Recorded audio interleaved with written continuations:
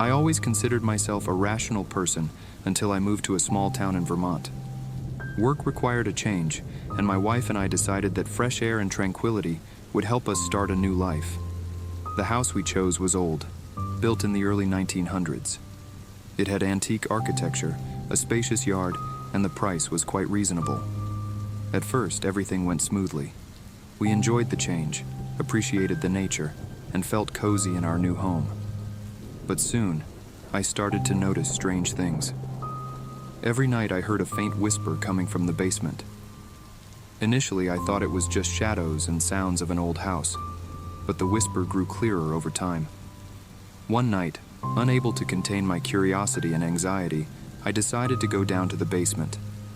My wife was asleep, and I quietly crept downstairs with only a flashlight in hand. The dark, creaky steps led deep into the basement. The whisper grew louder with each step. It was continuous, but I couldn't make out the words. The flashlight's beam trembled in my hand as I stepped onto the last stair. The basement was smaller than I had imagined. Old boxes, shelves with jars and tools, dusty racks, nothing unusual. But the whisper didn't stop. I slowly moved along the walls, trying to pinpoint the source of the sound. Then, I noticed a small door in the far corner of the basement. It was almost hidden, obscured by a pile of junk. The creaky door opened with difficulty. Behind it was a narrow stone staircase leading further down. The whisper grew clearer, and I realized it was not just my imagination. Doubts vanished, and I decided to descend. The staircase seemed endless until I reached the bottom. I found myself in a small room. Strange symbols were carved on the walls, and in the center stood an old wooden table. On the table lay yellowed papers. My heart pounded as I approached. The papers were covered in illegible handwriting, but one word stood out clearly: curse. I flinched when I felt a light touch on my back. Whipping around, I saw no one, but the whisper was now unmistakable, as if someone were standing right next to me. It kept repeating a word I couldn't decipher. Fear gripped me, and I hurried back upstairs. My wife met me at the door, worried about my absence. I tried to explain what had happened, but she just shook her head, not believing a word I said. The night passed in anxious anticipation, and the next morning, I decided to tell the local priest everything. Father Michael was a kind and wise man. He listened to my story and suggested blessing the basement. We went down together, and his prayers seemed to calm the whisper for a while. But a few days later, it returned, more insistent and sinister. One night, I heard the cursed whisper again. It was calling me, luring me to the basement. My wife was sound asleep, and I didn't want to wake her. Going downstairs, I found myself at the small door once more. This time I didn't need to open it. It was already ajar. The room felt even more ominous. New notes had appeared on the table, written in the same illegible handwriting.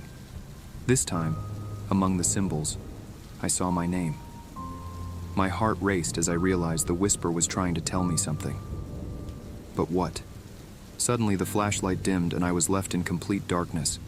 The whisper grew louder, turning into agonizing groans. Fear overwhelmed me and I barely held back a scream. I felt something cold touch my hand. Panicking, I tried to run, but something held me back. I don't know how long I spent in that darkness before I found the strength to get back upstairs. My wife met me, frightened by my appearance. I told her everything, and we decided we had to leave this house. In the morning, we packed our things and left, leaving the cursed basement behind. Months have passed since we left that house. We moved to another town and started fresh.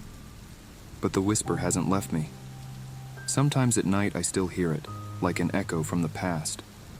It calls me to return, and I'm afraid that one day I might give in to that call. The locals said that the house had stood empty for a long time. No one dared to buy it, and those who approached it heard strange sounds coming from the basement. Times change, but curses remain. And every time I close my eyes, I see that basement and feel the whisper getting closer. One day, unable to bear it any longer, I decided to return to that town and find out the truth. My wife tried to dissuade me, but I was resolute. I felt that I wouldn't find peace until I dealt with that cursed whisper. When I arrived in town, Everything looked the same as we had left it. The house stood there, gloomy and neglected. I gathered my courage and opened the door. Inside, everything was as it was before, only dust and cobwebs had added to all our old things. I went down to the basement, trying to ignore the growing fear. The whisper started again as soon as I approached the small door in the far corner. It was closed, but it seemed like it was about to open by itself. Summoning all my willpower, I opened the door and descended the narrow staircase. The room greeted me with cold and darkness. The whisper grew louder, and I felt invisible hands touching me. Suddenly, I saw a new note on the table. This time it was clearly written, "I need your soul." Horror washed over me. Who or what was demanding my soul? I knew I had to find answers. I began examining the walls covered in symbols. One of them seemed familiar. It was an ancient sign meaning sacrifice. But what exactly had happened in this basement many years ago? A sharp noise snapped me out of my thoughts.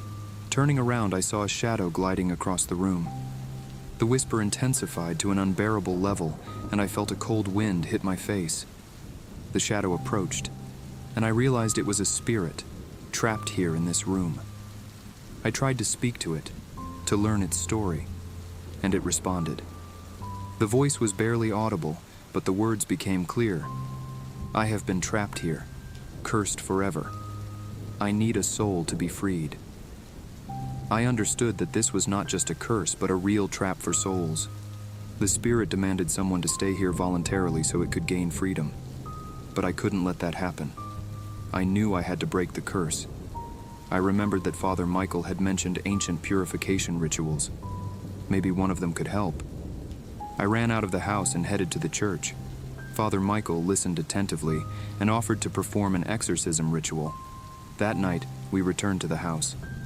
Father Michael began to read prayers and perform the ritual. The whisper became unbearable, the room filled with cold and darkness. But we didn't give up. The light of the candles and the power of the prayers began to dispel the darkness. Suddenly, the whisper stopped.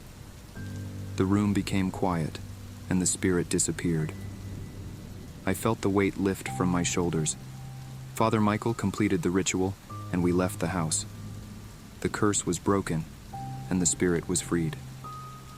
We returned home, and I felt that the whisper no longer haunted me. Now I knew I could live in peace.